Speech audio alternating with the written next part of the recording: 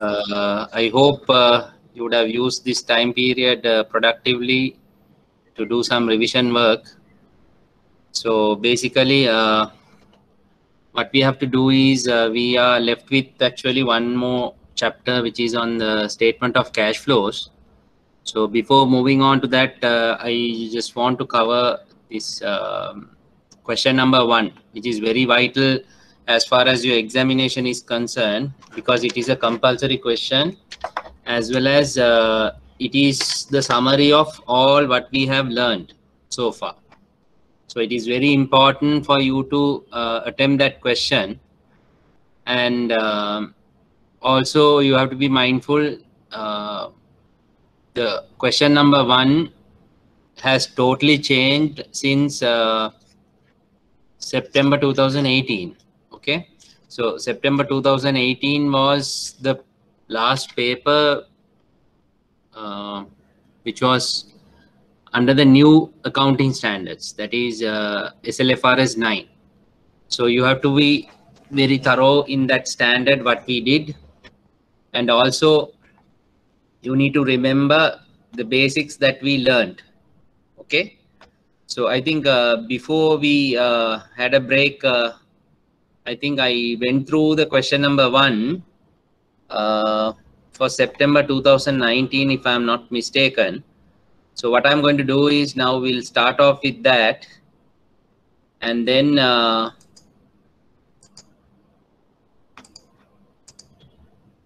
we'll see how we can take this forward. So can you all see this question? Yes, sir. Right. I hope you all have the papers with you all. Do you have the January 2021? Yes, sir. You all have that paper, right? Was it uploaded to the portal? No, sir. 2021 not. I see. Okay, I'll because I wanted them to upload 4 past papers, but let me get them to do it. Okay. Anyway, 2019 September was the last paper, if I'm not mistaken, prior to January 2021. Okay. So let's look at this question paper. If you have the question paper with you, you can just go through it from that. Those who don't have the paper, just you can look at the screen. But what is more important is please get the papers, because you have to practice over and over again before you go to the exam, right? So let's go through the question. The following information has been extracted from the accounting records of Perfect Bank PLC. So what is very important to note here is the question number 1 that you get has been always a question which tested students on evaluating a financial statement of a bank. Okay, so the financial statement that you are going to prepare under question number 1 has been always up to now is about a bank or of a bank, right? So it is very important that you need to know the structure of the financial statements. Now, what are the financial statements that we are talking about under this question number 1?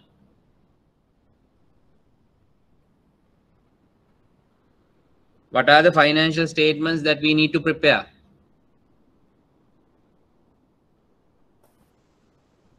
Statement of comprehensive income. Yes. Statement of financial position. Yes. And statement of changes in equity. Yeah. So that is what you will see at the bottom of the question number 1. Now I have it on screen now. If you look at it, look at the bottom part. Prepare following financial statements and calculations for Perfect Bank PLC in accordance with Sri Lanka accounting standards and in compliance with applicable banking regulations. So I have already shared with you the banking regulations and the statutory requirements, but what is more important in this topic is it is only the statutory reserve fund that you need to focus on. Other than that, rest of the regulations are tested separately in a separate question, right? So this is just a common statement that they do. Like you have to comply with the accounting standards and the regulations applicable to the banks. You must clearly show all calculations and workings. Now the calculations and workings should be in your answer book. You can't be doing it in somewhere else and providing answers to the questions. So you have to make it a point where you prepare all your workings, calculations, everything is shown in your answer book itself. Okay, so you don't have to worry about the number of answer books that you might use. Okay, so you can ask for any number of answer books and make use of it during the examination. Okay, but as far as I know, even the current answer book that is given is more than enough for you to answer the entire paper. But still, in case if you find it short of papers, don't have to hesitate. You have to always ask for another answer book and attach that also into the submission that you do. Okay, right. So what they say is you have to show all workings and calculations. Wherever there is calculation, you have to show that. So what is the first part that they say? Trial balance as at 31/12/2018 after adjustments / corrections of A to D above. Now we look at what is A to D. So if you have the hard printout, then you have to go to the previous page or somewhere. But if you look at this particular slide that I have projected, you see those A to D on top of this question here, right? So they have given A to D. Let's go through it later, but let's first finalize the question what has been asked. Then the second part, statement of comprehensive income, statement of financial position, statement of changes in equity, right? So now when you go to the exam, it is very important with regard to the choice of the questions, because when you sit there, you have a lot of pressure to answer this paper. So one of the important things that you have to remember is to make the right choice of the questions. Now you have to answer 5 questions, out of which 1 is a compulsory question. So you don't have a choice actually. Question number 1 is given. Whether you like it or not, you have to answer it. Then you have another 7 more questions, out of which you have to choose 4. Now, if you have gone through the past papers by now, you would have seen mostly the question number 2 is a question where it requires multiple choice questions or short answer questions. Now, I have seen over the years candidates preferring this question, the multiple choice and the short answer questions, because there are 2 reasons. One is it is a mix of all what you have learned. So rather than answering a complete question where you need to bring in all your knowledge, what you have learned, it is easy to pick and choose from 4 answers, right? So candidates like because of that. That is one reason. The second reason is in this paper, you will find you have to fight against the time. Time is a very important factor, unlike other papers where you can manage your time and write the answers. But here it will be a big struggle for you to manage the time. So this question number 2, which is on multiple choice questions, is where you can save time to do the other questions. Okay, I think I would have told you this previously also, but it is very important that you remember why you need to choose this question number 2. I'm not forcing anyone to choose this question. It is up to you to decide what you need to do. But I'm just giving my experience and my observation.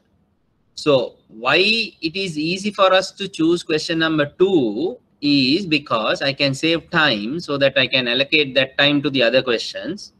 Secondly, it is easier for me to pick and choose answers rather than remembering everything and writing it down for 4 parts of a question. because remaining 6 questions of the paper are all called essay type questions. Essay type questions, where there will be 4 parts. Each part will consist of 5 marks. Each part will have 5 marks. Each question will have 4 parts. So altogether, you will have 20 marks for each of these questions. So the choice of the question, as I told you, is very important. So when you get 15 minutes of time, reading time, we call it as the reading time. So you altogether have 3 hours and 15 minutes for this paper. Now, what candidates do during the 15 minutes time is mostly they try to start writing. It doesn't work, because in some examination halls, you don't get the answer book. You get the answer book only at the 14th or 15th minute after the reading time. Okay. So what does the students do? They start writing the answers in the question paper itself, so that where you can save time writing it back to the answer book. No point. Again, I am telling you, those are of no use. Please don't try to do those. Instead, what you have to do is, as I told you now, question number 1, you know, it's a compulsory. Question number 2, you already know, that's a multiple choice. So what you need to do is make use of these 15 minutes to make a choice of 3 or 4 questions, depending on whether you choose the multiple choice or not, out of the 6 questions available there.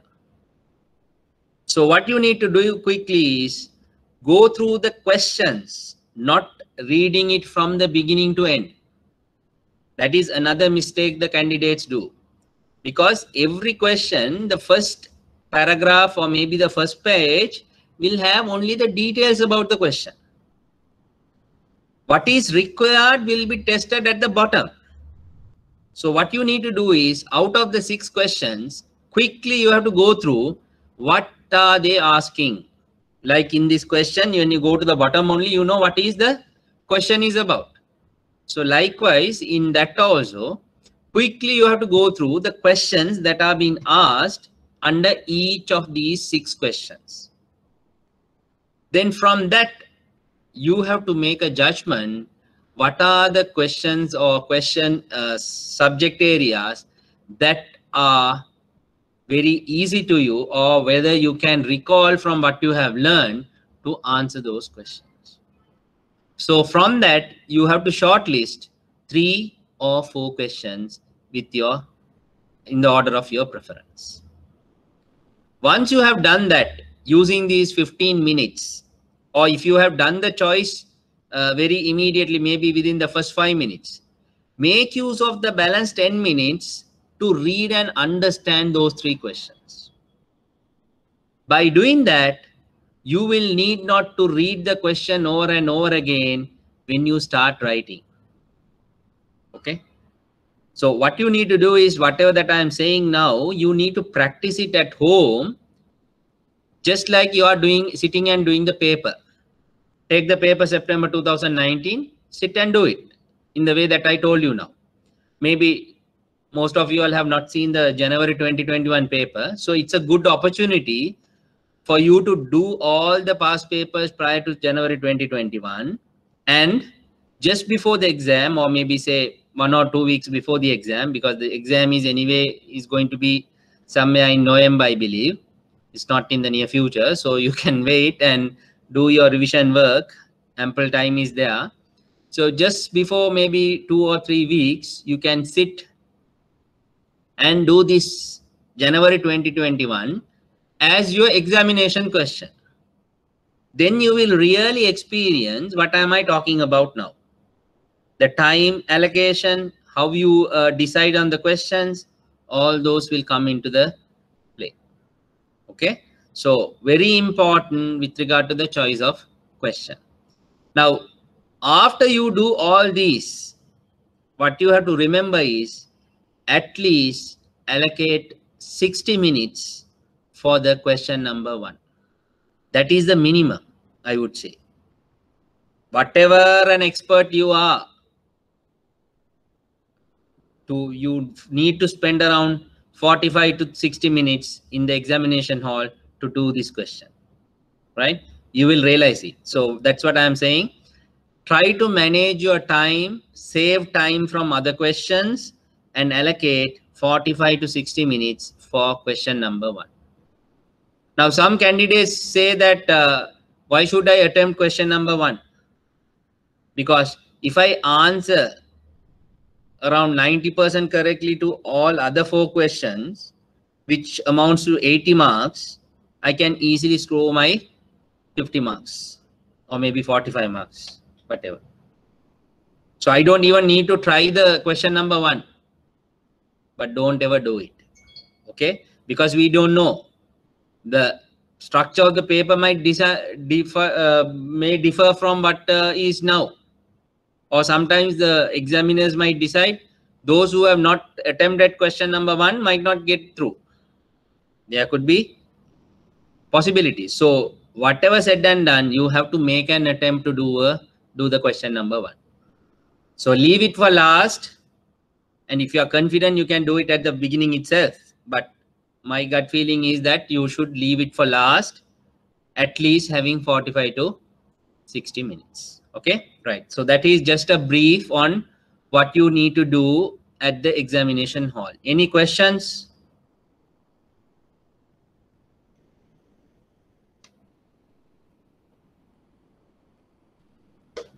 Anything that you need to clarify?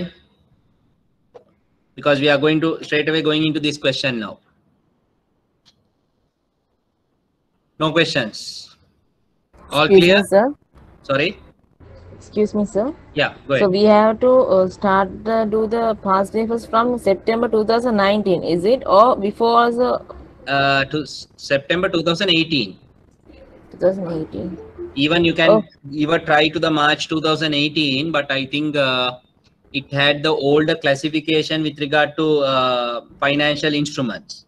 Okay, so I will just try to go through that with you all. But September 2018 onwards, you will have about 3 papers where it is coming under the new syllabus. That is SLFRS 9, not new syllabus. It is based on the new standards. Okay, sir. Thank you. Any other questions?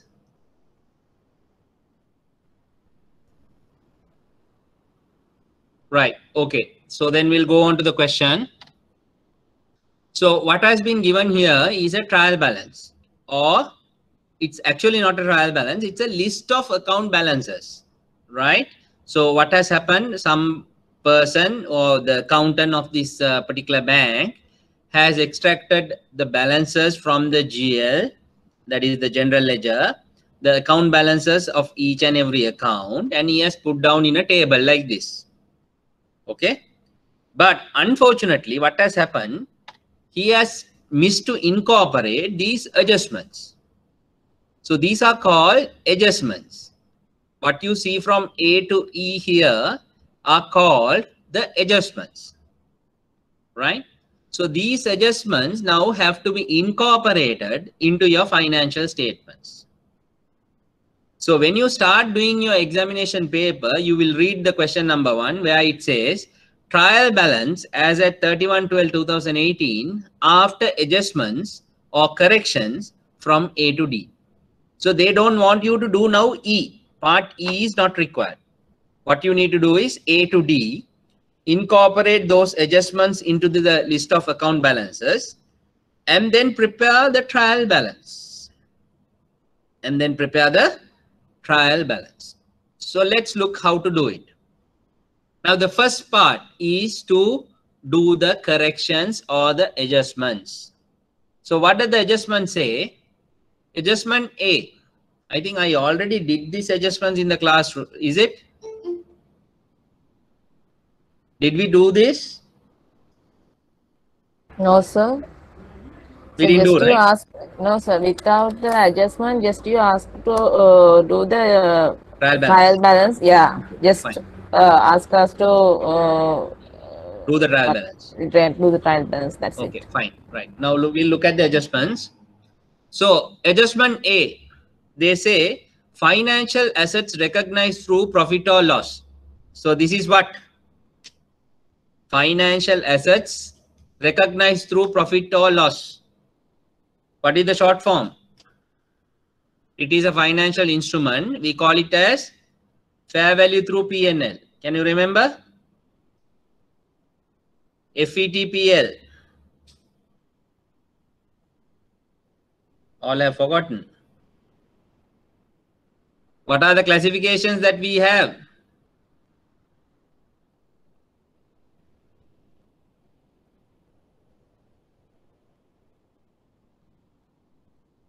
Hello, is there anyone? What are the financial instrument classifications?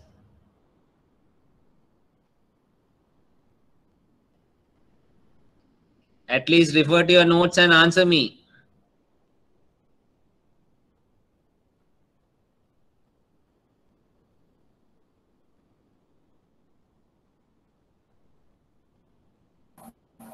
Assets, liabilities, and equity.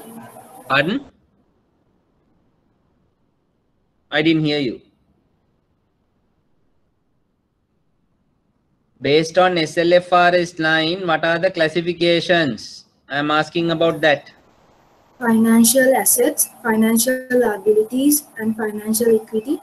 Right. That is the broader classification. Now, when you go into the financial assets, what are the classifications?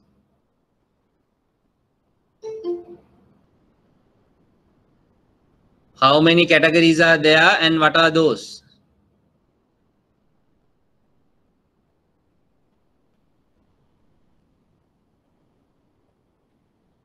Fair value through P&L, fair value through OCI.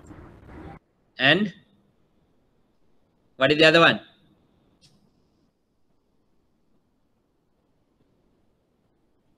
I think Amortized cost.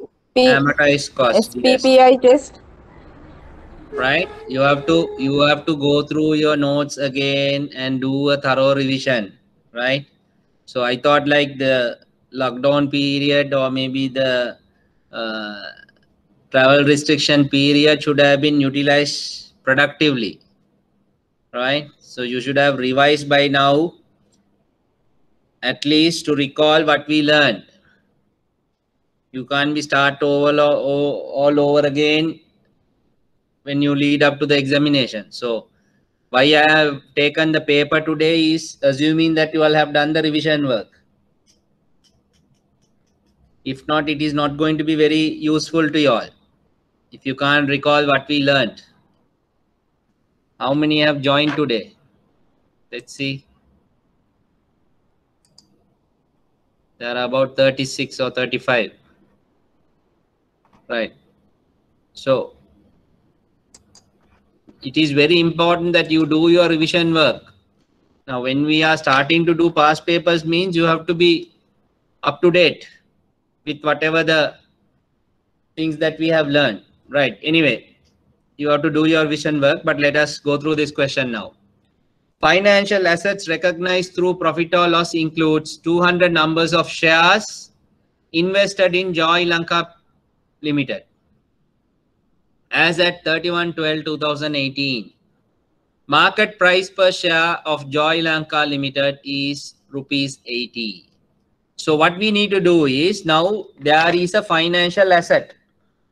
There is a financial asset. So they are giving information about the financial asset.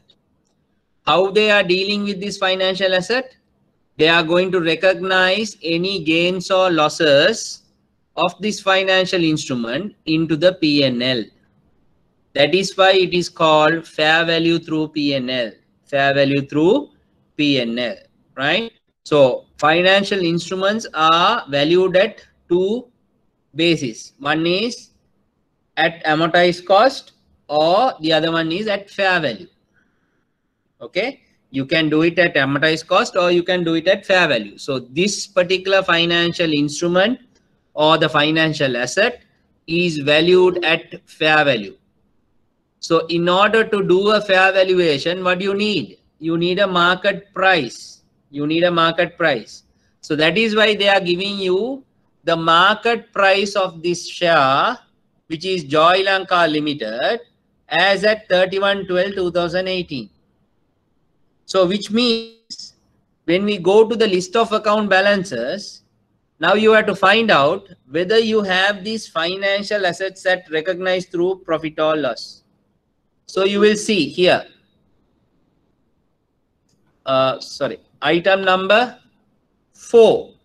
1, 2, 3, 4. Item number 4, if you see, they say financial assets recognized through profit or loss as at 1/1/2018. 1/1/2018. I also did some examples in the class, taking from the past papers.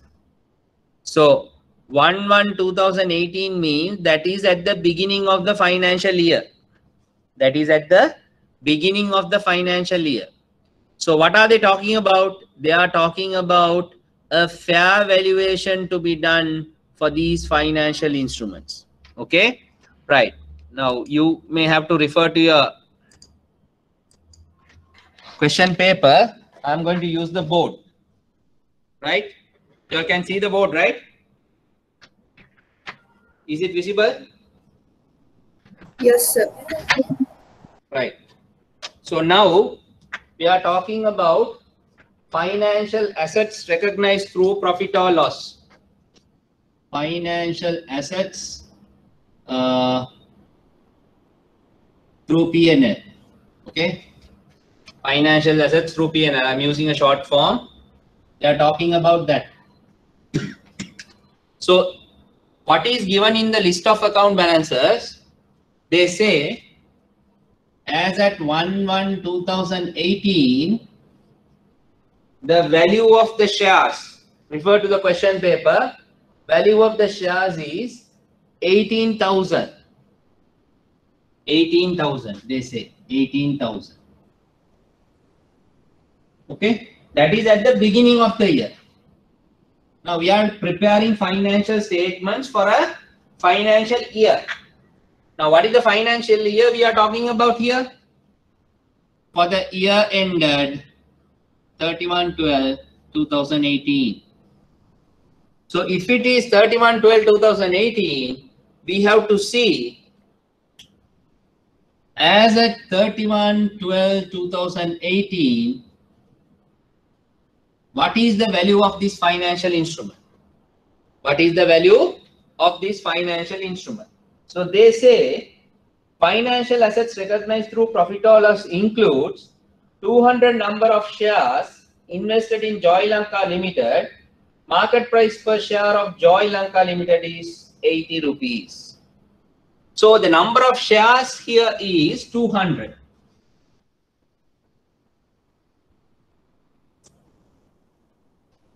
Shares. Now it was 200 shares means what is the price of one share at the beginning of the year? 90. Pardon? 90. 90. Very good.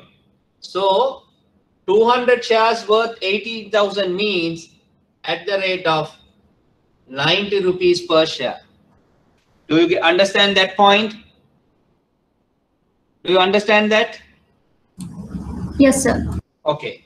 So 18,000 at the beginning of the year for 200 shares, and which means per share is 90 rupees.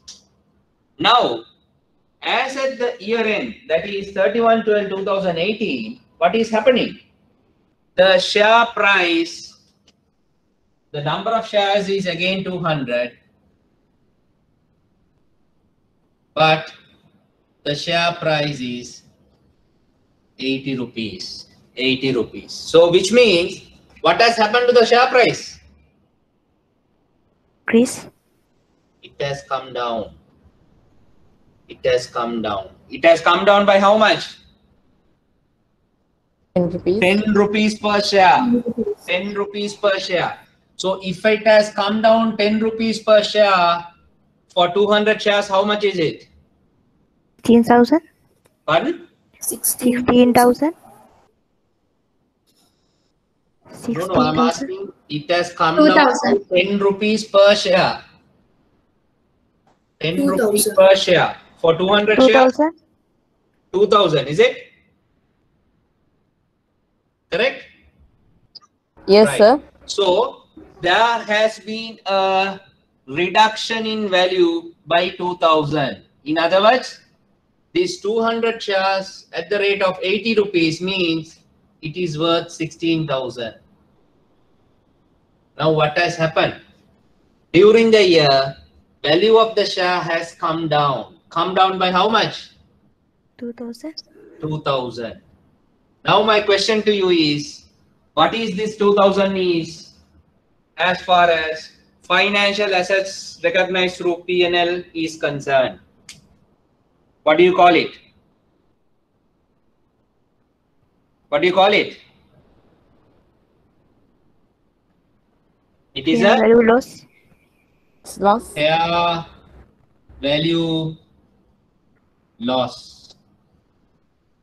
Fair value loss. Do you understand that? Fair value loss. So, as far as your examination question is concerned, this is your working. This is what your working is. Now, in your exam paper, or in other words, the answer book, right? I'm just drawing. I don't know whether you can see it. Now, if you take, this is the answer book, right? You can see it. Okay. Sir. When you turn your answer book, can you all see this? Yes, sir. Now, when you turn your answer book first, this will be your cover page and this will be the first page, right? Now, we have to prepare financial statements, 3 sets of financial statements. So, when you are required to prepare financial statements, what we need to do is, for each financial statement, we need to use a double spread. That is, 2 pages like this, we have to use it. Okay, I will show when we do the question. But now what we are doing here is showing the workings or calculations, right? So what you do is, preferably, I would recommend don't do anything on the first page. If you want, you can leave it, no problem. Or you can do your workings on the first page, right? But the very next page that you turn, you have to leave it for the statement of comprehensive income. Then the next 2 pages, you have to leave it for statement of financial position. Then the next 2 pages for statement of changes in equity. Thereafter, you can do your workings or calculations. Or you can start from the first page and calculate or continue after the 3 sets of financial statements are done. Okay? Choice is yours, but don't try to do a financial statement within 1 page, which you can't do.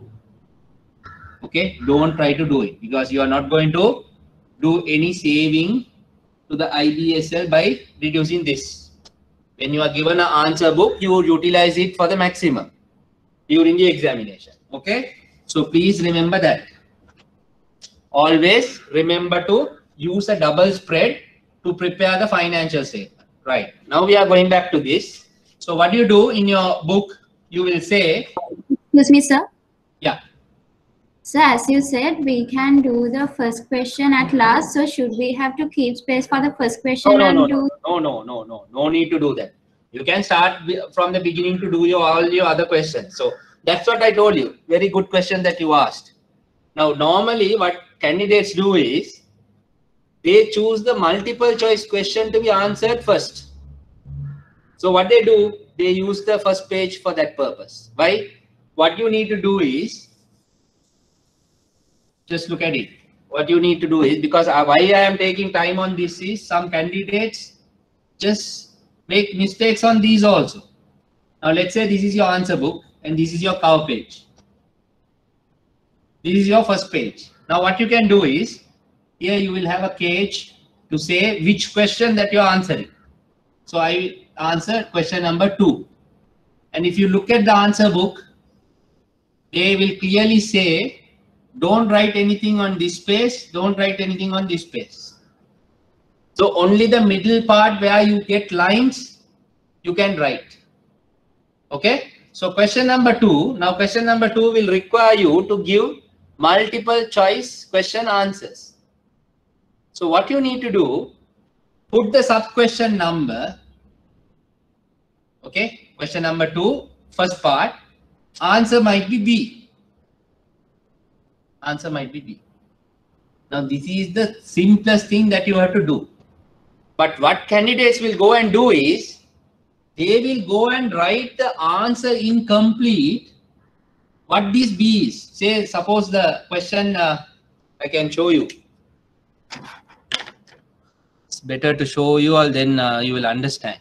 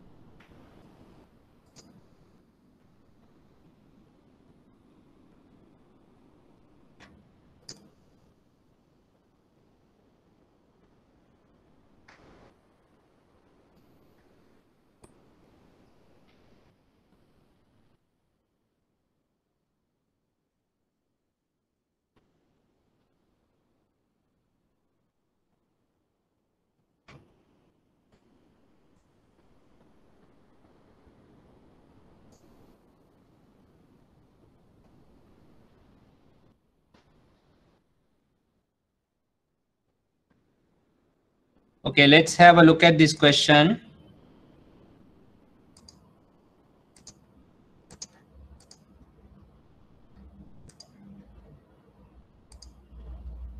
Now just look at this question. Okay, this is question number 2, which is from September 2018. Now the question is, the ratio that reflects the ability of a company to meet its short-term liabilities out of its short-term assets. Yeah, asking about a relationship between two variables. What are the two variables? Short-term assets against the short-term liabilities. So you know the answer is current ratio. Now, what you are supposed to do in the exam hall, right? Now you have answer. Answer was A. So what you have to say is this. But what candidates might do is, they will say, go and say current ratio. Now this is not relevant. This is not required at all. You can avoid it, because writing each word also takes time. You have to remember that. Rather than writing A, if I start writing the entire thing, it takes more time. So you don't have to do it. So as you all asked, you can use the first page to answer the multiple choice questions if you are selecting that question, or else you can start writing any other question other than question number 1, as I told you. Okay, so I hope that is clear. Right, you all can see the board, right? Can you see the board? Yes, sir. Yes, sir. Right. So now here we are answering question number 1, and we are trying to answer the first part. The first part of the question, where it wanted us to answer the trial balance after adjustment. So I would say workings. Workings. I will put workings, and I would number this as A. I would number this as A. So what I need to say, I would say financial assets through P&L, right? As at 1/1/2018 is this much. Then financial assets through P&L as at 31/12/2018 is this much. Therefore, fair value loss is 2000. Is that understood? Is it clear? Yes, sir. Right, please take down quickly, because we have a lot more to do.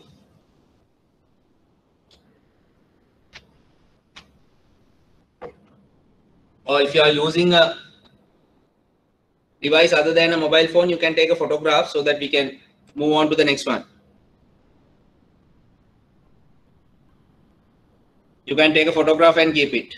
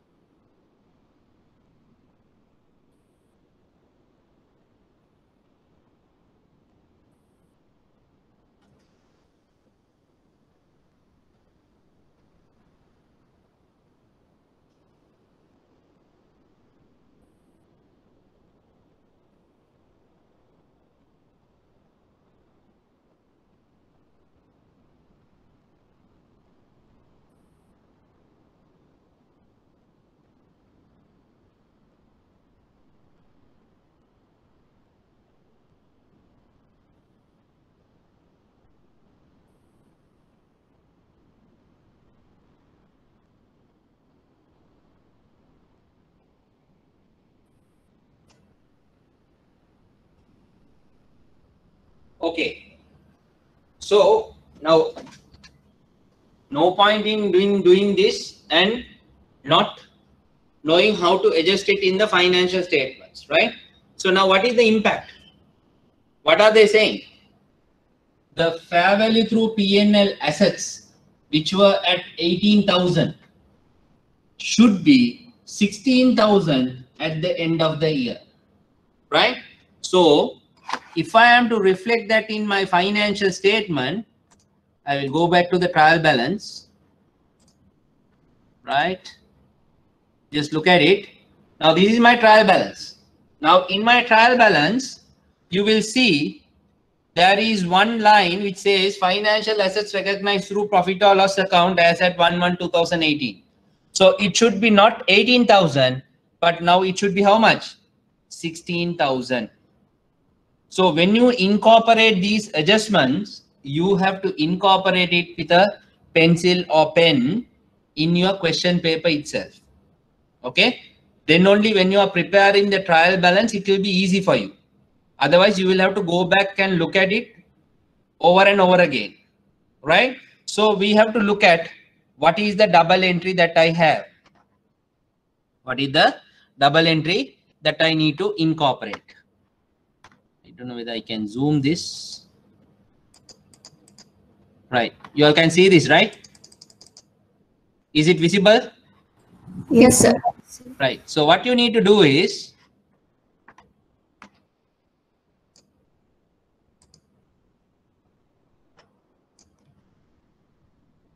now you have this 18,000 here, right? So alongside this, what you need to do is put, now 18,000 has to come down to 16,000. What do you need?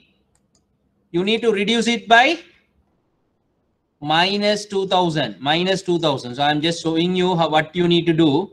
Just mark it with your pen or pencil. You will put minus 2,000 here. Minus 2,000 here, right? Now, when you put minus 2,000, what does it mean? It's a loss. So I need to bring in the loss into the financial statements. Have we recorded it anywhere? Just go through the trial balance.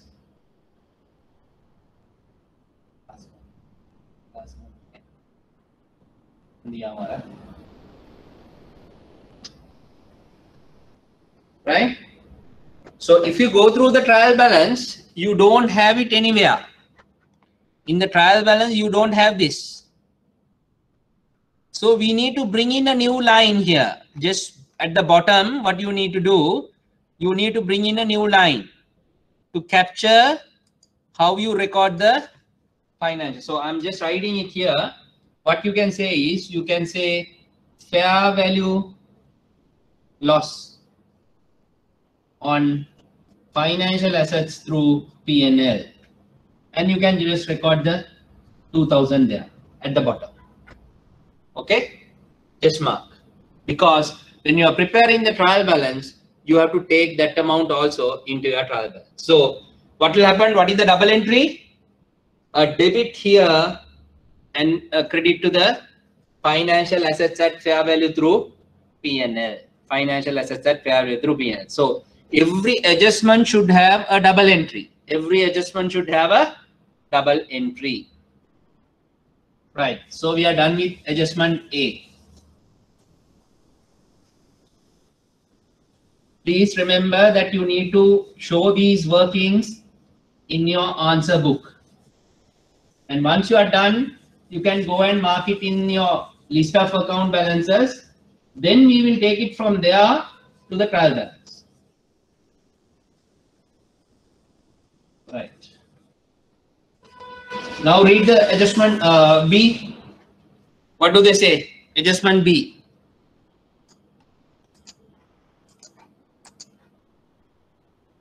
Read the adjustment B.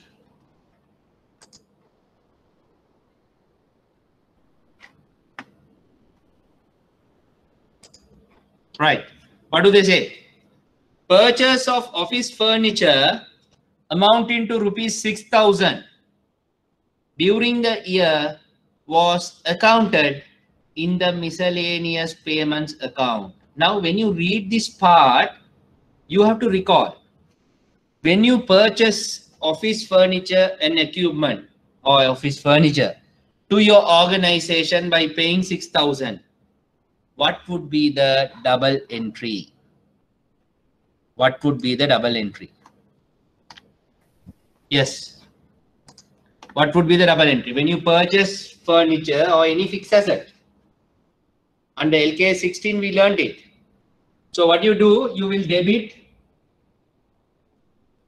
office furniture. I'm just showing you the journal. Don't write it because this is not relevant. I'm just showing you. And you will credit what? Cash. Cash. Very good. You will credit cash. So this is how your journal will look like. This is how your journal should look like. Now, this accountant, what he has done? He has not done this. He would have paid cash, otherwise he wouldn't have got the furniture. But instead of this, what he has done? He has gone and debited miscellaneous payment account. Am I correct? Miscellaneous payment account. So instead of putting this entry, he has gone and parked it in the miscellaneous payment account. So that's a mistake. That's the mistake. So we have to rectify it. This is a correction, error correction. Now, if I am to rectify it, what should I do? I have to remove this 6,000 from the miscellaneous payment account and put it to the correct place. Now, to remove it, what should I do here? To remove it, what should I do? Credit. Huh? Credit. Credit. Very good. You need to credit the miscellaneous payment account. So go through the trial balance and see, do you get the miscellaneous payment account? It is somewhere in the middle, soon after the income tax expenses. Can you see that? Yeah. Right. So you have the 6,000 there. Against that, what you need to do? You put a minus 6,000 there. A minus 6,000, so that it will go out. A minus 6,000. Right. So now we have adjusted that part. But where should it go? It should go to the office furniture account. So your double entry should be credit miscellaneous payment account,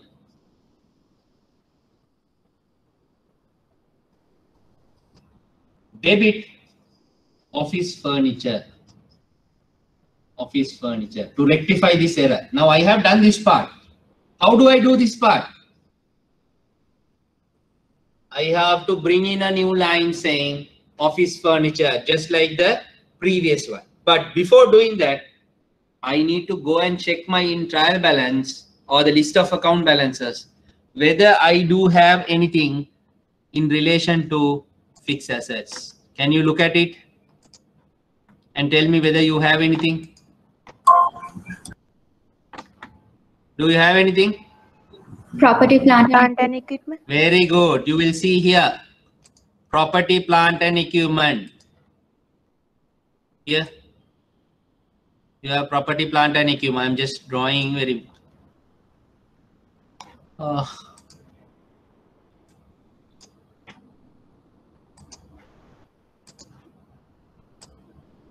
this one. So, even if I don't have the office furniture account separately, I have the property, plant and equipment. So what should I do? I have to add the 6,000 here. So you can put,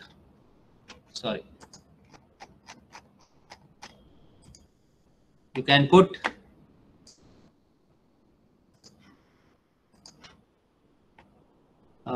miscellaneous payment minus 6,000 here, right? You'll have to write it manually, and plus 6,000 here. Okay, plus 6,000. So that will give me the second adjustment. So I don't have to do anything in the answer book. There is nothing. I will just have to go and adjust it in the list of account balances itself. Now let's go to the adjustment C. Adjustment C quickly. External auditor of Perfect Bank PLC recommend to make an additional impairment charge of rupees 5,000 in respect of impairment under stage 2 for the credit card portfolio. So they are talking about something on stage 2. What is this stage 2? What is this stage 2? Can you all recall the impairment? The lesson we did on impairment? What are the two broader types of impairment?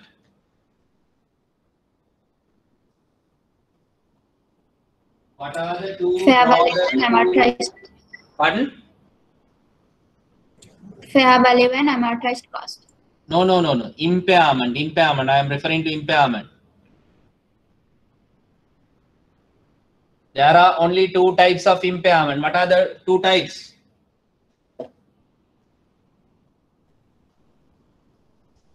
Individual impairment.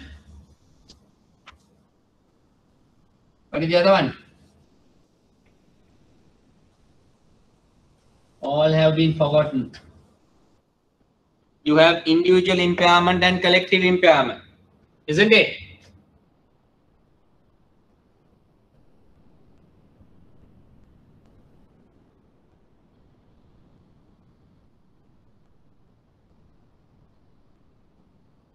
So I think you have to revise all what we have done prior to the next class immediately.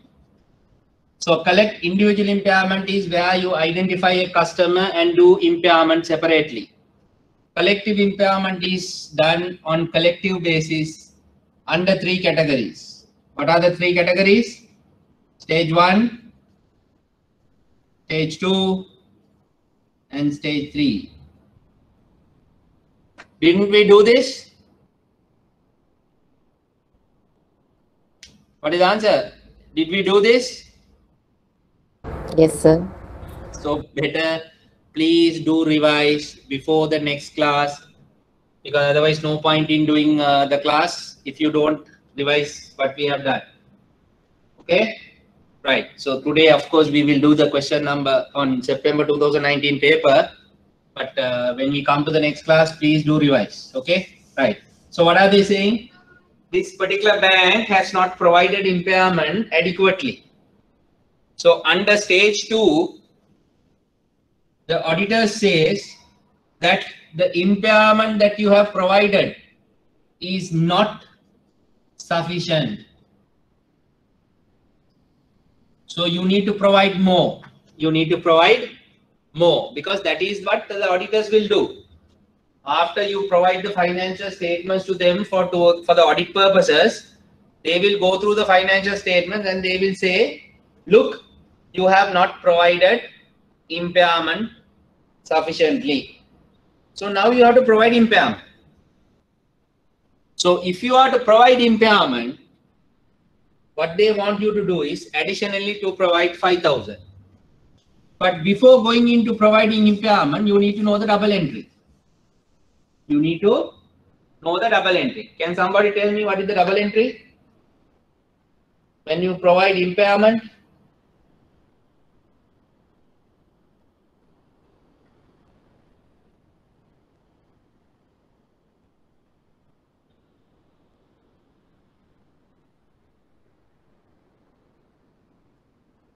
what is the double entry?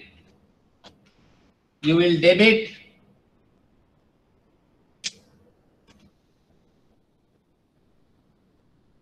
impairment expense. That is your P&L. Impairment expense. This will be shown in your P&L. And credit will go to impairment. We call it allowance. Okay. You can get many names. You can call it impairment allowance or accumulated impairment, just like the depreciation. Accumulated impairment. Okay. Then also you can call it as provision for impairment. So many names are there. So depending on the question, in the trial balance, you will see any of these names: impairment allowance, accumulated impairment, or provision for impairment. So all these names are possible. But end of the day, you need to know what is going to happen with these two figures in the trial balance. This is going into your P&L. This item or any of these, one of these will go to the balance sheet or the statement of financial position. Statement of financial position. So what you do in the case of depreciation, you provide depreciation to your P&L. You do the depreciation calculation and you will debit your P&L as depreciation expense and credit provision for accumulated depreciation. That is in the case of depreciation. Same thing applies here. You will debit your P&L as impairment expense or impairment charges, whatever, and credit an account called impairment allowance or accumulated impairment, whatever. So this is the accumulated number. This is the charge for the current financial year. This is the charge that you have brought forward from the prior years with the current year. Okay, this we call, that is why we call it as accumulated impairment charges or provision for impairment charges. This is a cumulative number. Every year you keep some impairment expense and add it. You keep on adding it. Here you have the current year charge only. That's why it goes to the P&L. This goes to the balance sheet. P&L side we can deal it. But balance sheet, what happens? Now why you are providing this impairment? This is for your loans. When your loans go into bad or non-performing, you need to provide. So it's like a provision. In order to bear any losses that you may come across, you are making a provision now. So if the customer doesn't pay, or if the customer, say the customer passes away, he is deceased, then who is going to pay your loan? Nobody will pay your loan. So at that time, without having a loss, now itself you book a loss. Right? So what do you do? When you prepare the statement of financial position or balance sheet, you will show the loans. Then you have to come and deduct accumulated impairment. Because this is a credit, loans will be your debit. This is a credit. So you will come and deduct that term. Then only you get net loans. Net loans. What do you mean by net loans? Net loan means after deducting the accumulated impairment. After deducting the accumulated impairment. So the accumulated impairment will go into the balance sheet and it will go and get deducted from the. Now, in this particular question, do you have the accumulated impairment or impairment allowance or whatever? By any of these names, do you have any figure in the trial balance? No. You don't have anything. Right? So this is what I was explaining. Debit impairment expense, credit impairment allowance. Now this impairment allowance, what will happen? It will get deducted from the loans. Then you have the net loans. Okay? You can see this on the board? Yes, sir. Right. Now tell me, look at the list of account balances given to you in the question and tell me whether you have this number. Is it given there? With any name. It could be this or it could be this, it could be this, anything. Do you have this name there?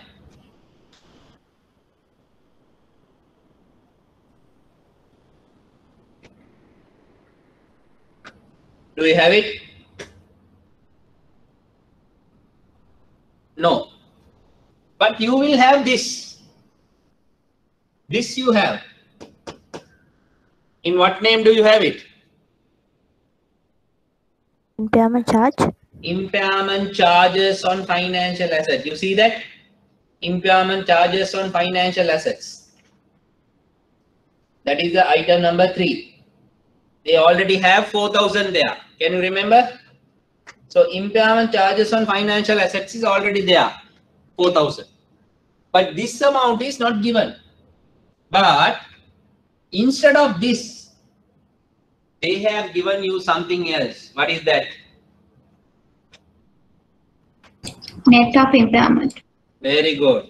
That is the first item. You see, financial assets at amortized cost. Financial assets at amortized cost. Within brackets, they say net of impairment. So you are not given the financial assets at amortized cost. This amount is not given to you, but instead they have given it with this. So what do you mean by that? When you look at this number, this is already deducted. This is already deducted. So the amount you see there in the list of account balances, which is 160,000, is after deducting this impairment. Now, they want you to do an adjustment now because of the auditors. They say they want you to go and adjust rupees 5,000 under impairment expense for the current year because there is insufficient impairment provision for stage 2. So what you need to do? You need to now provide 5,000 as impairment expense, which is the debit, and credit 5,000 to impairment allowance. So what will happen effectively? Your debit will go to the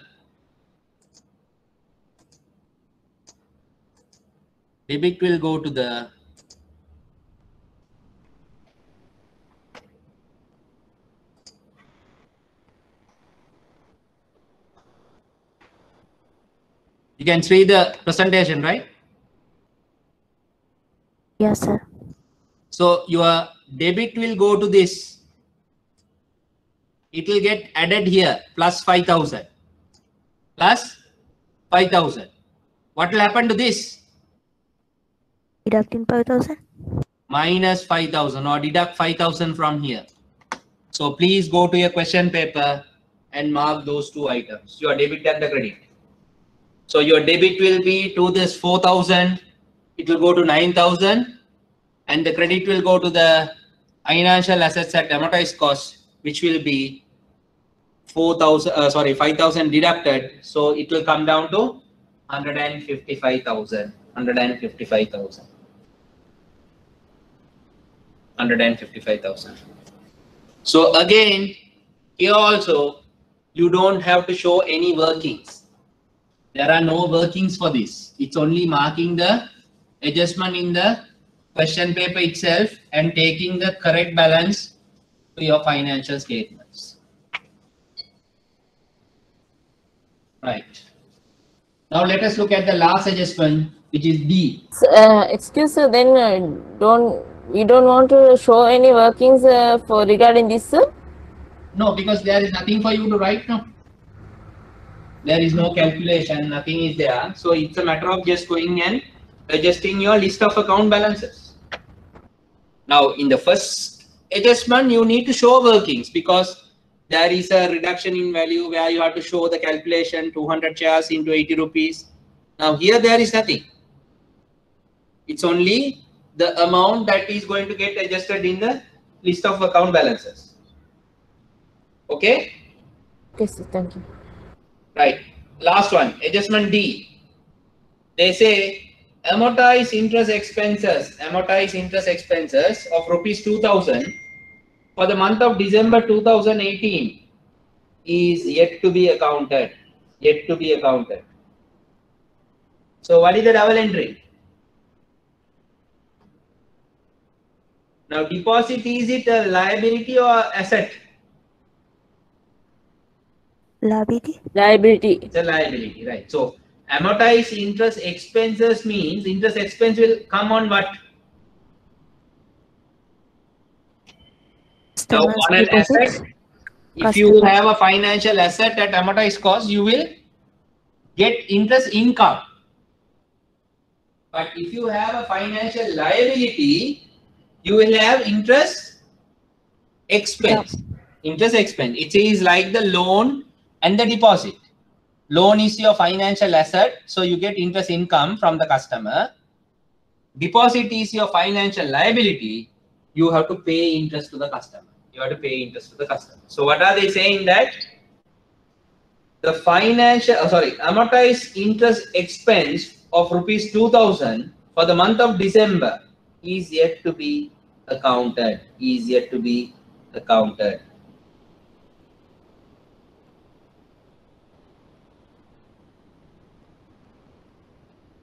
Okay, so now first we need to understand how these two work.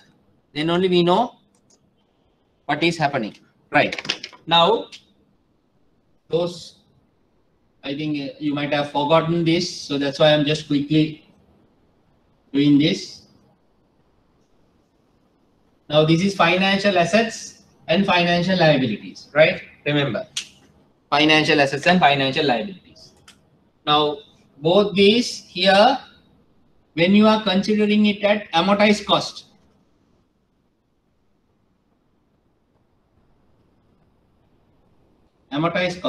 so financial asset or financial liability. Now financial asset, you have the fair value through P&L, and financial liabilities also is there fair value through P&L, right? In addition, you have financial assets at fair value through OCI also. I'm just looking at the amortized cost part. Now what do you mean by amortized cost?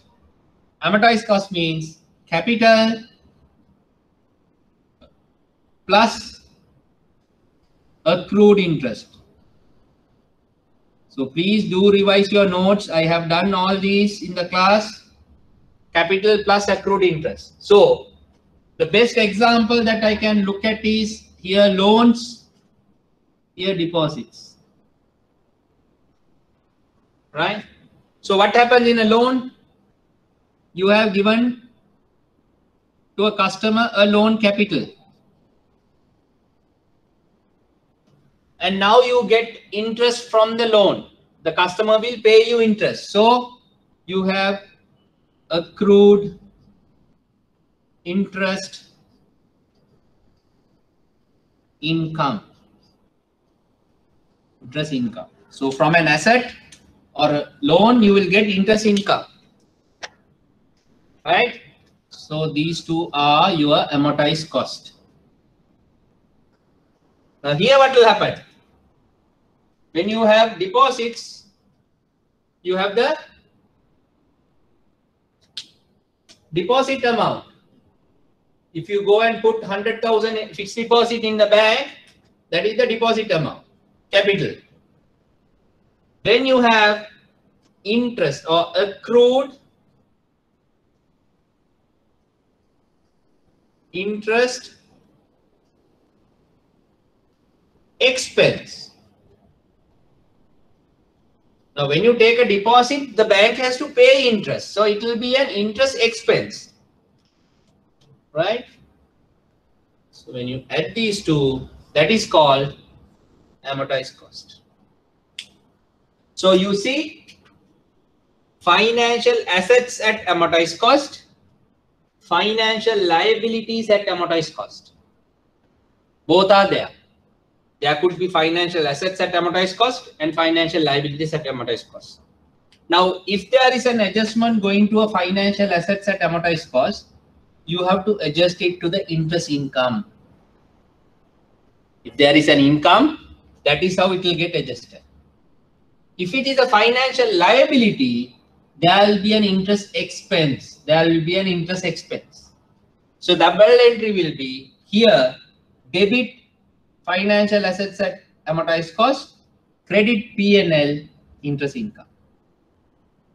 Here, debit financial liabilities at amortized cost and debit interest expense and credit financial liabilities at amortized cost. So because this is a debit balance, this is a credit balance. So how does the double entry work? Here you will debit financial assets at amortized cost, credit interest income. That is your P&L. Here, debit interest expense, which is your P&L, and credit financial liabilities at amortized cost. So I think we have already learned all these, but you all have forgotten. That is very unfortunate. So quickly take down this or take a photograph just as a revision. You need to revise all these.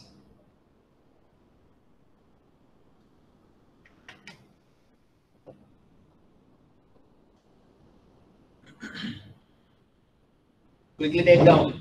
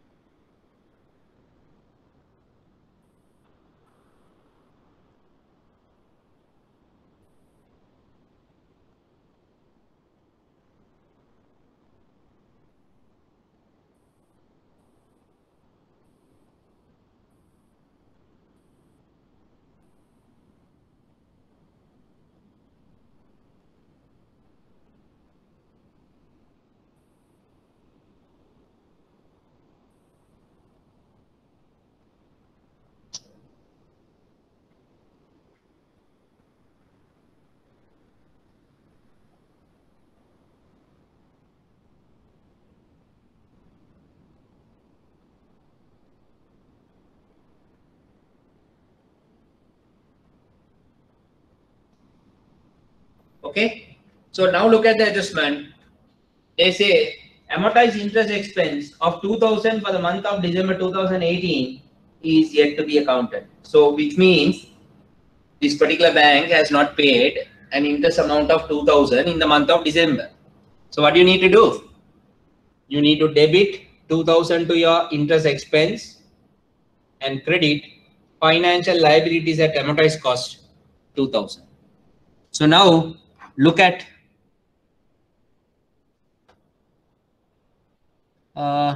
is there a question you can ask? Who is this? Ladit De Silva. You can ask question.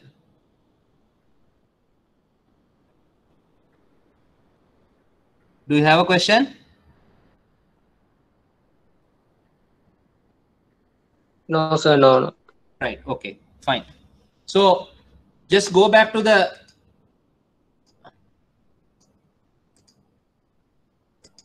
trial balance or list of account balance. How do you adjust it? You have to debit the interest expense. Where do you get that? You see here?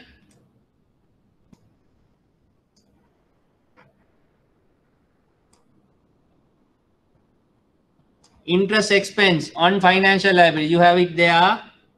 Then they say financial liabilities at amortized cost. These are the two items that I showed you on the board. So amortized interest expense on financial liability, you have to debit it. So already 12,000 is there, plus you have to put another 2,000. You have to put another 2,000. So it will become 14,000. Where should the credit go? Financial liabilities at amortized cost. So that is already 130,000. Now you have to add another 2,000. So it will become 132,000. 132,000. Okay. Right. So that gives you all the adjustments. That gives you all the adjustments. Right. Let me open that once again. Right. Now, this is the trial balance. Okay. Now, in summary, tell me, where are the numbers that you have adjusted? What are the numbers that you have adjusted? Because I wanted you all to adjust it in the question paper itself. So what are the places that you have adjusted?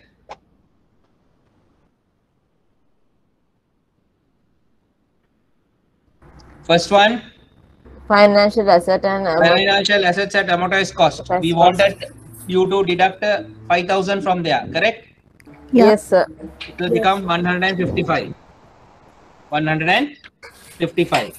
Then second item, there was no adjustment. Third one, impairment charges on financial assets. What happened there? Plus 5. Plus 5,000. Plus 5,000. So it will become 9,000. It will become 9,000. Then financial assets recognized through profit or loss. There was an adjustment. How much? 2,000 deducted. 2,000 deducted. So it will become 16,000. It will become 16,000. Then Amortized interest expenses on financial liabilities. yeah, before that you get the financial liabilities at amortized cost. Yeah. Yeah, there also we did an adjustment, that is plus 2,000. So it will go up to 132,000. 132,000. Then amortized interest expense on financial liabilities, where we wanted to add plus 2,000. So 12,000 went to 14,000. Then what is the other adjustment? Miscellaneous payments. Miscellaneous payments had 6,000 rupees. It became zero. Right? We removed that 6,000 and we added it to where? Property, plant and equipment. Can you remember? Yeah. Yes, sir. Yeah. So property, plant and equipment will become how much? 26,000. 26,000. Very good. Then what is the next adjustment? The other adjustment is the new line that you brought in. What is the new line? Fair value? Value loss and financial Assets. How much was that? 2,000. 2,000. 2,000. Right. So you have incorporated all the adjustments to the list of account balances given. Now what is the next step? You have to do the trial balance. You have to do the trial balance. So they wanted you to do the adjusted trial balance. Adjusted trial balance. So can you all start now doing the adjusted trial balance quickly? Take a piece of paper.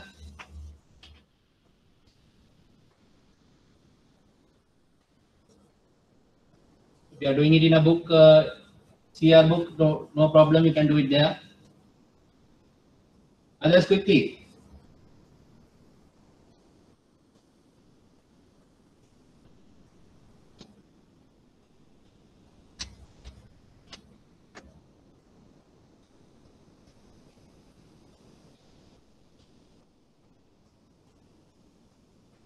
Right, so now going back to your answer book, what will happen? You have to do the trial balance. So preferably the trial balance can be done in one page.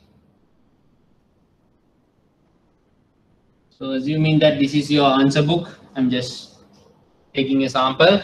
So what do? You are doing the trial balance. So this is the space that you are going to write, assume. Right, in that space, what do? You have to say at the first, Perfect Bank PLC. Then trial balance.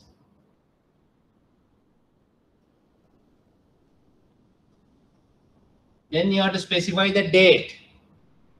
You are doing it as at 31/12/2018. Right? Then you will draw the columns.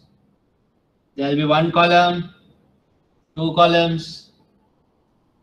One column is for the debit, one column is for the credit, and at the top you have to write whether it is in rupees or rupees thousands or rupees million, whatever. Then you have to start writing each and every item from the list of account balances with the adjustments. So when you are doing a trial balance question, the first step that I told you, what is the first step that you need to do? What is the first step that I told you?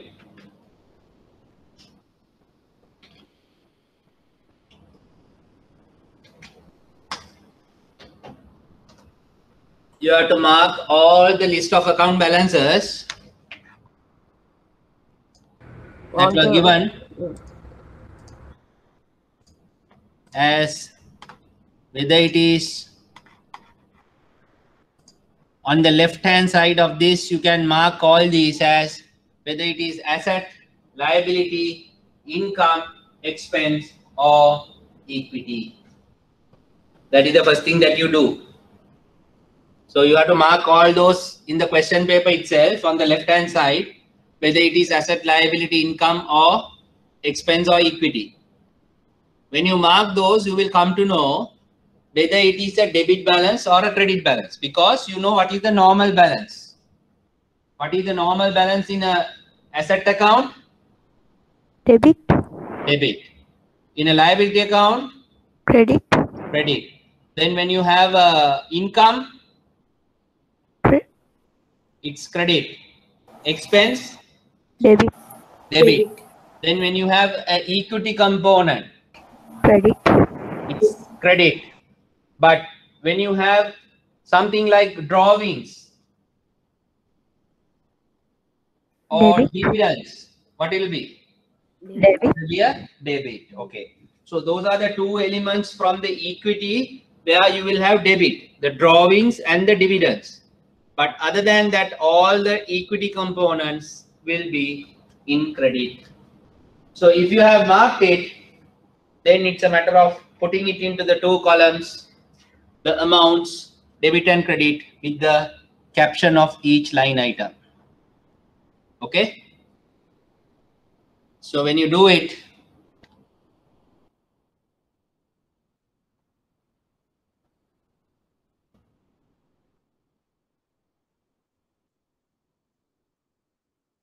You should get something like this. This is the answer.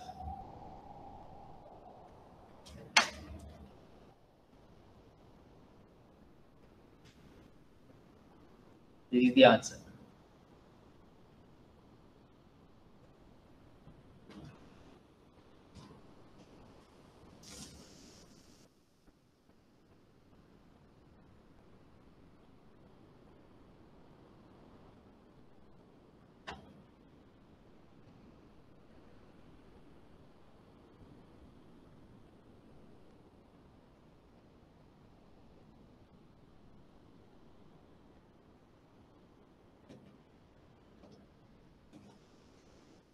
Anything that you didn't understand up to now?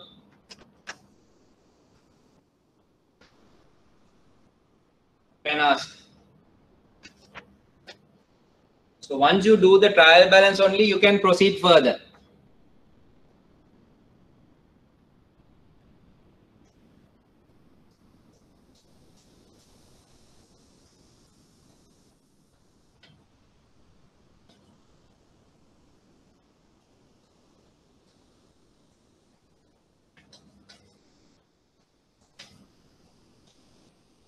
Any questions on the trial balance?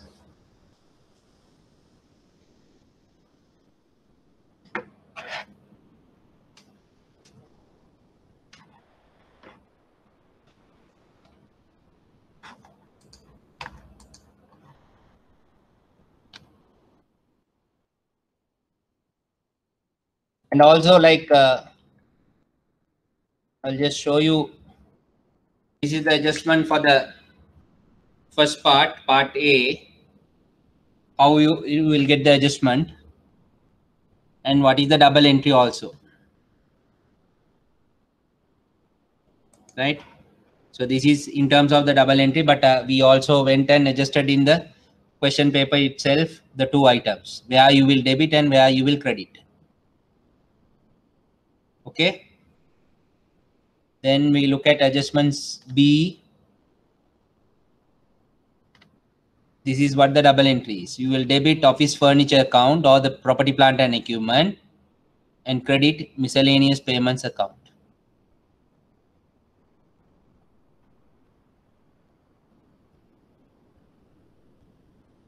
Then adjustment C, you will debit impairment charges on financial assets and credit financial assets at amortized cost, net of impairment, 5,000. The last one, D, you will debit amortized interest expense on financial liabilities account 2,000 and financial liabilities at amortized cost, credit 2,000. Okay. Then you prepare this trial balance. So now, based on this trial balance, we are going to do the financial statement. Financial statement. Okay. Right. Now,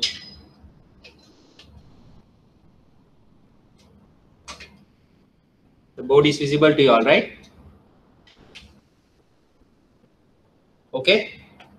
Yes, sir. Yes, sir. Right. So what I'm going to do is I'm going to show you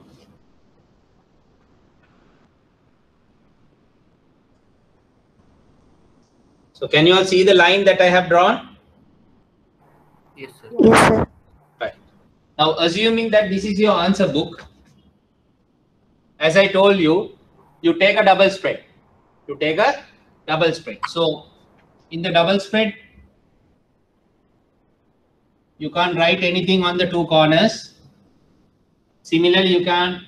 So if this is the page. So you are going to write only on this space. You are going to write it only on this space. So what you do, first thing is you have to do the statement of comprehensive income. Statement of comprehensive income. So what do we do first thing? We have to say the company name, Perfect Bank PLC.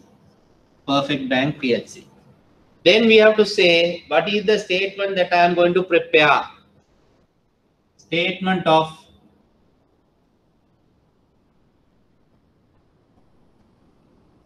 comprehensive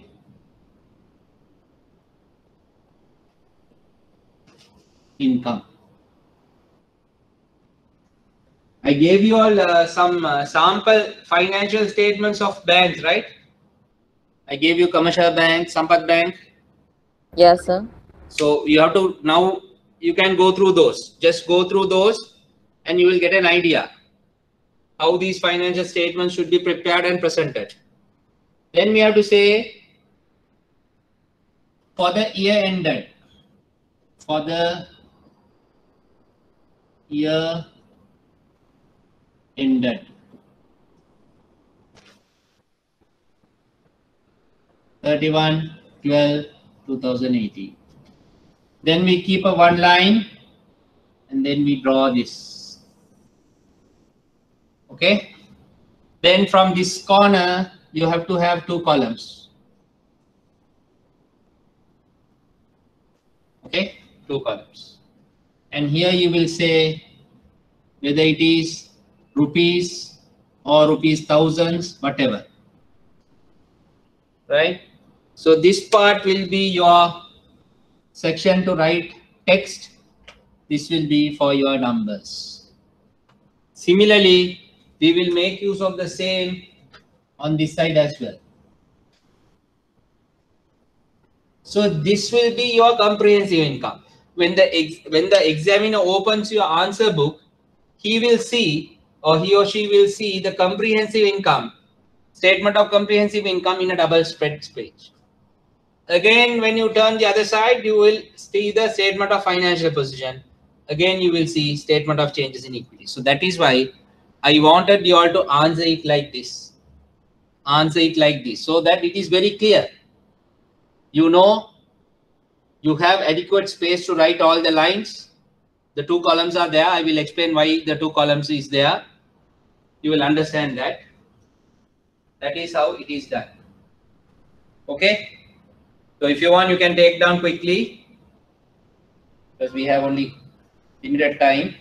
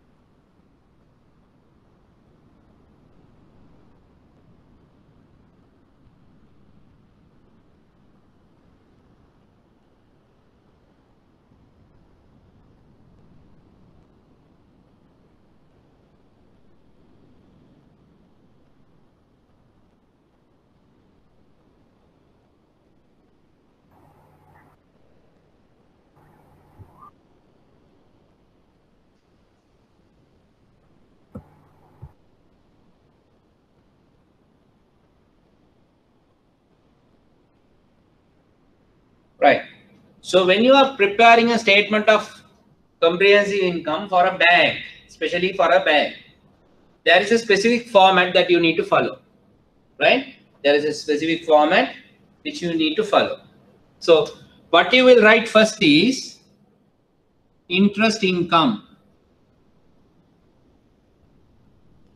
Because the primary income for a bank will be the interest income. Then you will have interest expense. Don't write it now, just look at it. Interest expense. Right? When you deduct, so interest income is income, then expense is a deduction. What you get is, we call it as net interest income. This is the very important part of a bank. Calculating the net interest income. Okay. Then next line will be fee and commission income. Again, you will have fee and commission expense. again, you will have net fee and commission income, right? Just like the net interest income, you will have net fee and commission income. Okay, those are the very important lines as far as a bank's P&L is concerned. P&L is concerned. Then thereafter, you have to bring in all the other income items. All the income items depending on the question. Depending on the question. Now, this is something very standard. Any question where you look at a P&L of a bank, this is very common.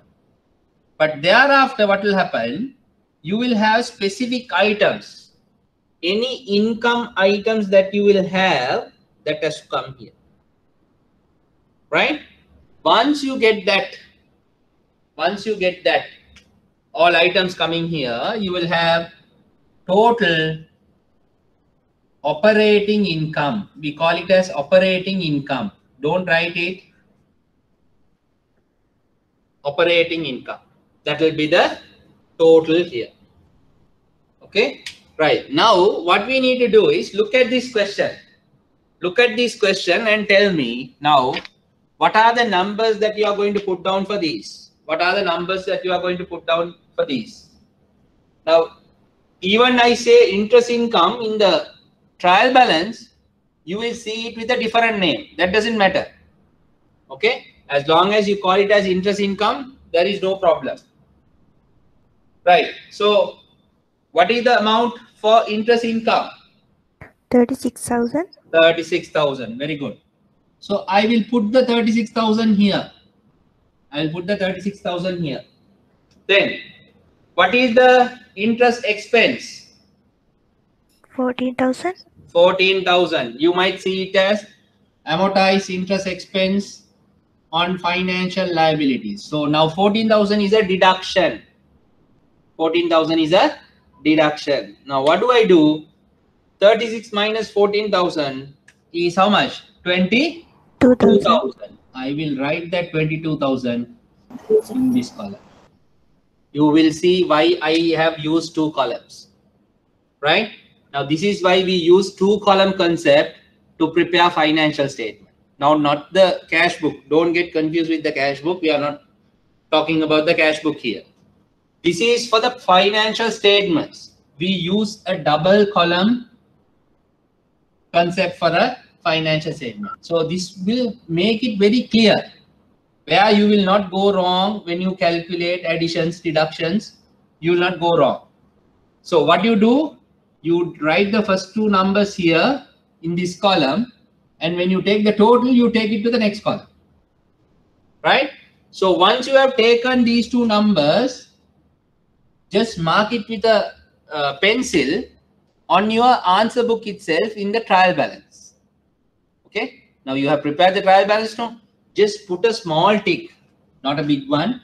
Just put a small tick to say that I have considered those two items. Now let us go through the list and find out whether we have commission income. 8,000. Is it there? 8,000. Yes. Fee and commission income, you have 8,000. Expense? 5,000. 5,000. It's a debit. So I have to deduct it. Then I will get 3,000 here. 3,000. Okay? 3,000 here. Now, just go through the list of the trial balance or the adjusted trial balance. Sorry. And let me know what are the other income items that you have. Dividend income. You have dividend income. What else? Other than what we have taken here. Fee and commission income. Fee and Commission income. that we have already taken. Now 8,000 and 5,000 we have already taken. Sorry, sir. Other than these four. Only dividend income, no? Dividend income is there, right? What else? Stated capital. There's only the dividend income. I'm referring to income only. There's only the dividend income. Only the dividend income. Huh? Only the dividend income is there, boss. Only dividend income is there. Right. This is where you need to know one more additional item which can come here under this section. Okay. What is that item? Now we have been talking about fair value through P&L. Can you remember? Yeah. We were talking about fair value through P&L items. Any fair value gain or loss that you get from financial assets or from financial liabilities. Please remember. Please make a note of this. What I am saying. Any fair value gain or loss that you may come across from financial assets or financial liabilities, that needs to be taken in this section. Okay. So now all of you said it's only dividend income. Now tell me, do we have any other item? Fair value loss from financial. Yes, there was a fair value loss of how much? 2000. 2000. So that needs to come here first. Fair value loss on financial assets through P&L. So you will have 2000. There is a loss. Do you understand that? There is a loss of 2000. Then you can bring in the dividend income.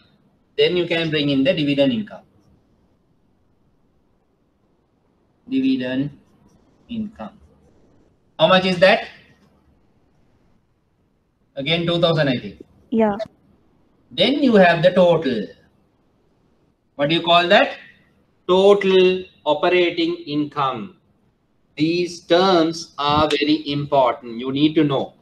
Total operating income. The word total operating income is very important. So now what you can do, you can total of this column. 22 plus 3, 25,000.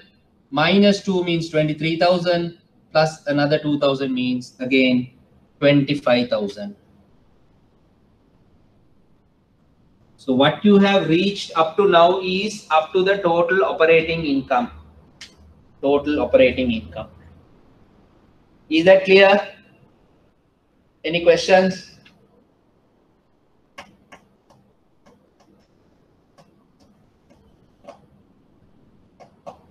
Okay.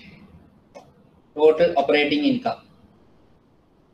Then we go to the next page. Now, if you have enough space, you can continue writing on this side. But since I have no space, I am going into this side. Now, I have come to the level of operating income. Next item for me will be the impairment charges. Impairment charges. Right. How much is the impairment charge? 9,000. 9,000. Is it a debit or a credit? Debit or credit? Credit. No, it's an expense. No. Impairment charges is a debit. It's an expense. Okay, 9,000. Soon after the impairment charges, what you get is net operating income. Net operating income. So how much is the net operating income? 25,000 minus 9,000, you get 16,000. You get 16,000.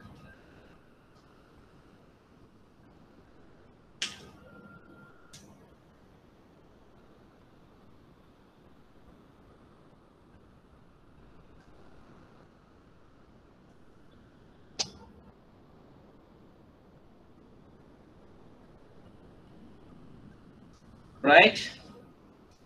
So once you have reached the net operating income, then the next line will be where we will say less operating expenses.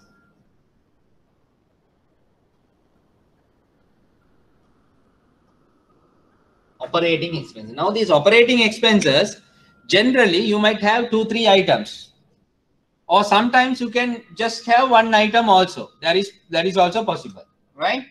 So what do you mean by operating expenses? Those are like your overheads or the administrative expenses. So here you get personal expenses. Personal means your salaries, bonuses, allowances. So just go and look at the financial statements I gave you. You will get that personal expenses, right? Then you might have depreciation. You might have depreciation. Then you might have other expenses. So this is generally the format, how it will look like. But in exam questions, you might not get all these. Sometimes it will be only this. Sometimes only it will be this and this. Or sometimes though you will not get anything, only this. Now look at this question and tell me what is the item that you have. Do you have personal expenses? Other expenses? No. You don't have depreciation also. But you have something called operating and other expenses. How much is that? 9,000. 9,000. So if you don't want to write these two, you can ignore, no problem. I'm just showing you the format so you can remember when it goes to the exams, you know. So 9,000, that 9,000 will get deducted from here. Okay. Then you get 7,000 here. 7,000 here. What do you call that? Profit before tax. Profit before tax. Profit before tax. Very good. Profit before tax. Profit before tax. So obviously when you say profit before tax, what is the next item? Income tax. Income tax or tax expense, whatever. Income tax. How much is the income tax? 3,000. 3,000. They have given as 3,000. And it is an expense. So you get 4,000. What is that now? Profit after tax. Profit after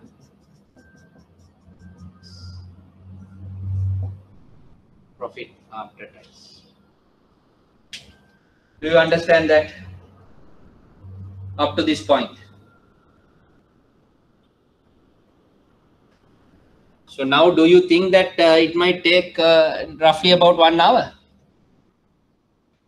What do you think?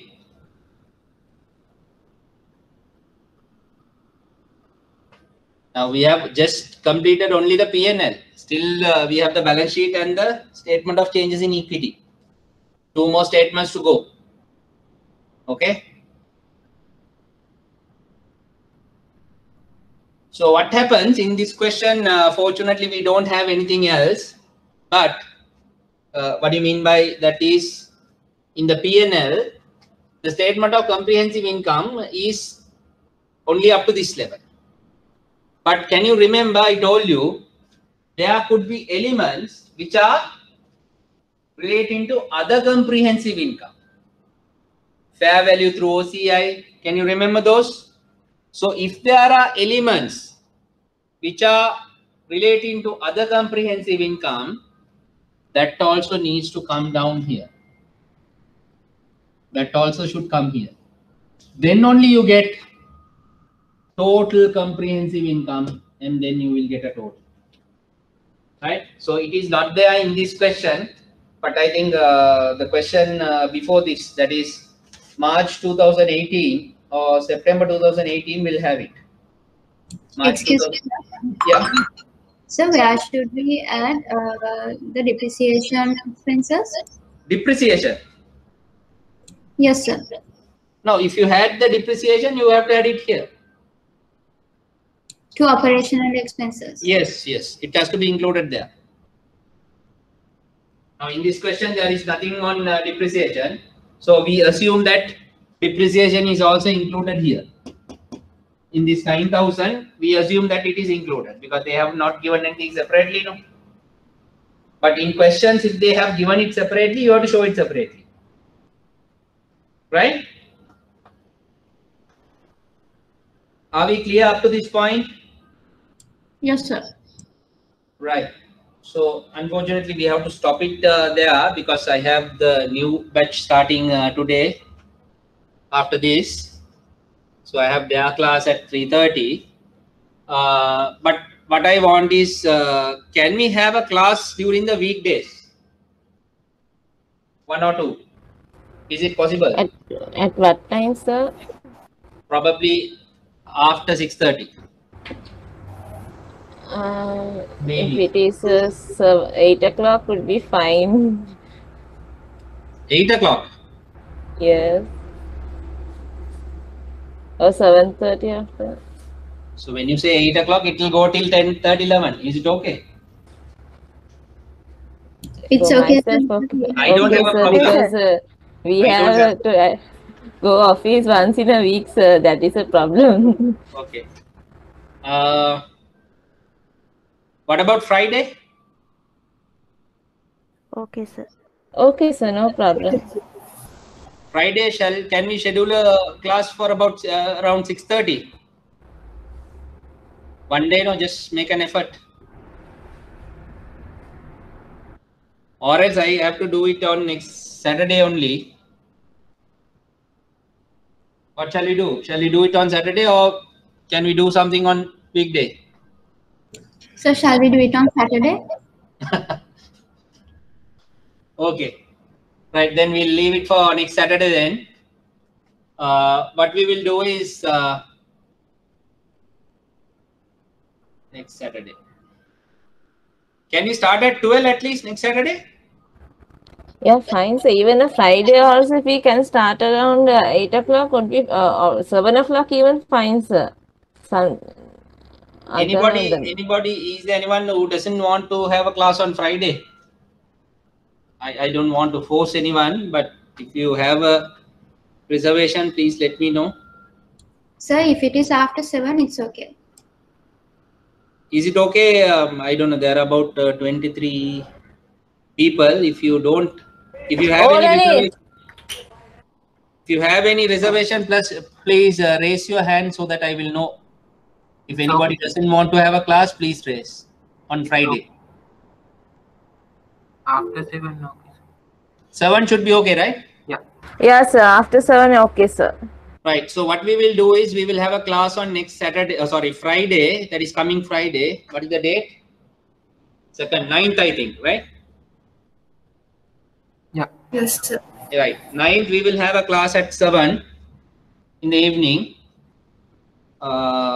Then we will also have on Saturday as well. Saturday, 1 o'clock. Right? 1 o'clock or maybe 12 o'clock. I will let you know on Friday. But please remember, we will have a class on next Friday. Friday at 7 o'clock. Right? So what I want you all to do is, please do revise. Otherwise, there is no point in me talking here. At least make use of these next 5 to 6 days. Please do revise and recall whatever that we have learned, especially on financial instruments, then on impairment. Those are the key elements as far as your examination is concerned. So please do revise and go through this question once again up to this level, what we have done up to now, right? Because I will continue this question from there on Friday. And probably Saturday, I will start doing the statement of cash flows. Saturday, I will start doing the cash flows, statement of cash flows. And if you have any colleagues who are not in this class right now, joining in this class, please let them know. Do you all get a message if there is a class? Yes, sir. We have received the invitation from IBSL. So even if it is a normal class, will you get an invitation? Yes, sir. They Right, okay. do. Right. So I will keep them informed that the next Friday I'm going to have a class. So Friday at 7 there will be a class, and again Saturday, whether it is 12 or 1, I will let you know on Friday. Right? Is that arrangement okay? Okay, sir. Yes, sir. Right. Thank you, sir. Right. Okay. So we'll stop here, and please do revise as I told you. And as I told you, if you have any questions, you can always raise it to me. I'll give you my number again. If you don't have it, you can just send me a WhatsApp. Right? That will be easy for you, I think. You can send me a WhatsApp. I will respond. Maybe say not immediately, even maybe in the night, or I will respond.